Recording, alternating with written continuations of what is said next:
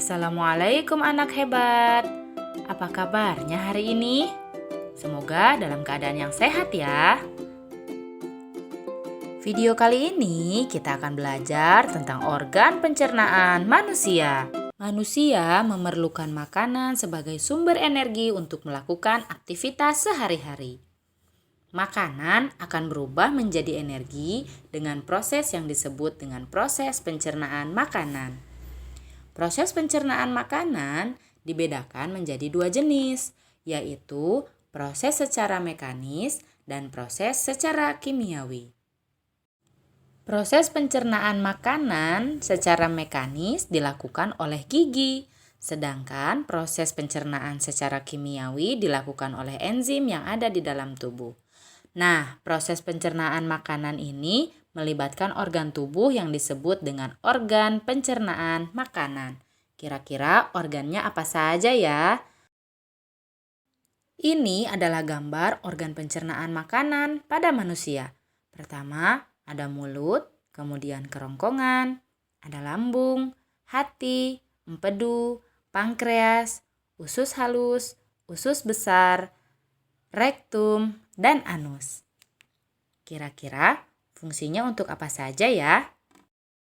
Proses pencernaan makanan yang pertama kali terjadi pada mulut.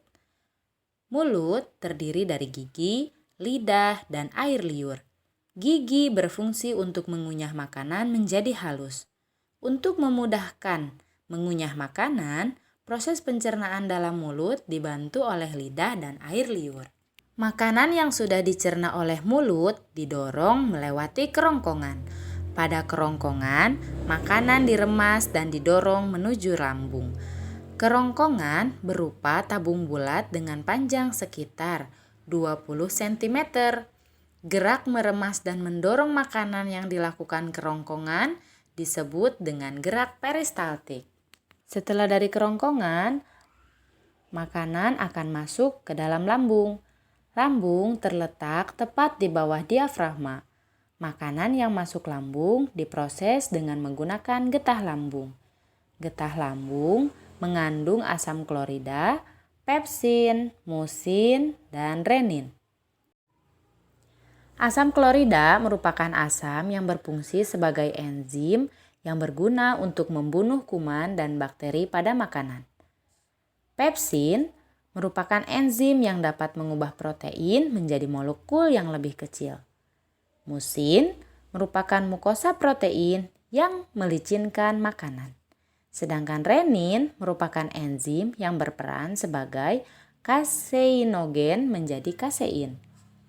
Kasein digumpalkan oleh Ca2+ dari susu sehingga dapat dicerna oleh pepsin. Tanpa adanya renin, susu yang berwujud cair akan lewat begitu saja di dalam lambung dan usus tanpa sempat dicerna.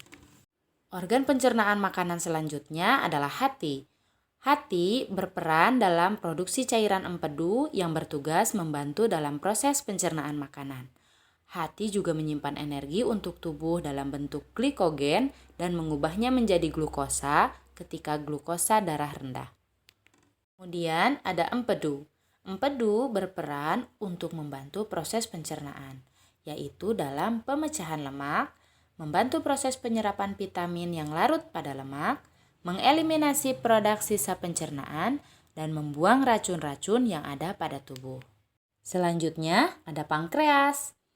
Selain dapat memproduksi hormon, pankreas juga memiliki fungsi utama sebagai organ yang memproduksi enzim untuk menghancurkan dan mencerna makanan di dalam perut.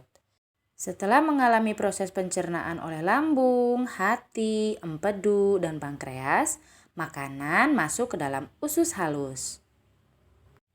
Di dalam usus halus, makanan dari lambung dicerna secara kimiawi, dibantu oleh enzim-enzim dari pankreas, empedu, dan hati, seperti tripsin, amilase, matase, sukrase, laktase, dan lipase.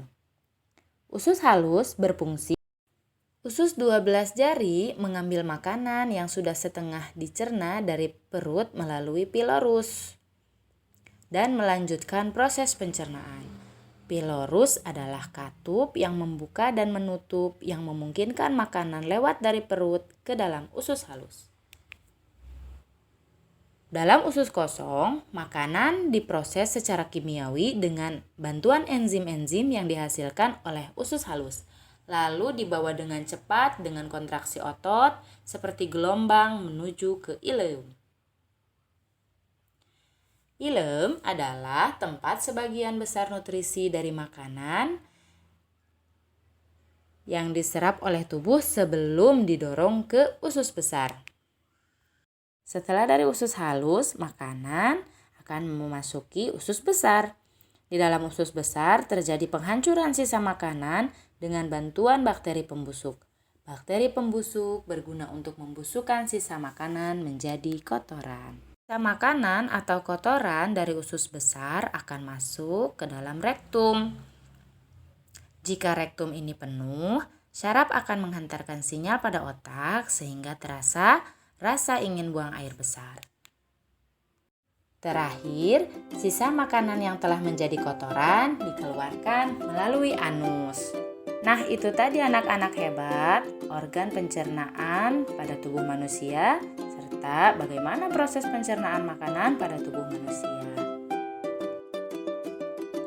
Sudah tahu kan fungsi dari organ pencernaan yang ada pada tubuh kita? Jangan lupa dijaga ya, dengan cara